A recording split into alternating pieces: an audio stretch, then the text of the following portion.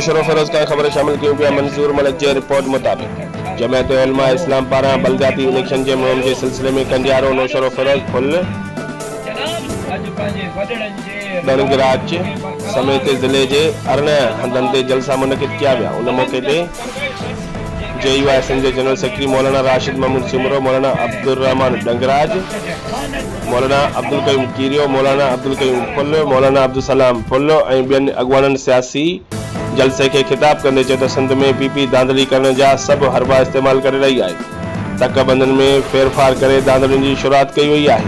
हाणे मनपसंद polling station ऐं मनपसंद अमले खे मुक़ररु करे धांधलीअ जी कोशिश करे रहिया आहे। गुज़िरियल 15 सालनि खां वठी PP सिंध जे अवाम खे ॿिन्ही हथनि सां लुटियो आहे। सिंध जे अवाम खे बुनियादी हक़नि खां महरूम रखियो वियो आहे। ईंदड़ बलदियाती इलेक्शन में इंसान दोस्त उम्मीदवारनि जे निशान किताब खे वोट ॾेई कामयाब कंदा त जीअं अवाम जो जीअण जंजाल कंदड़ सियासी भोतारनि ऐं पुराणे मफ़ाद परस्तनि खे शिकस्त नसीब थिए। जॾहिं त सिंध जो पाणी वफ़ाक़ तरफ़ां चोरी कयो पियो वञे ऐं महांगाई इमरान खान जी कयल IMF सां कयल मुआहदनि जे करे थी रही आहे। ही हुकूमत इमरान खान जी हुकूमत जो गंदो साफ़ करे रही आहे।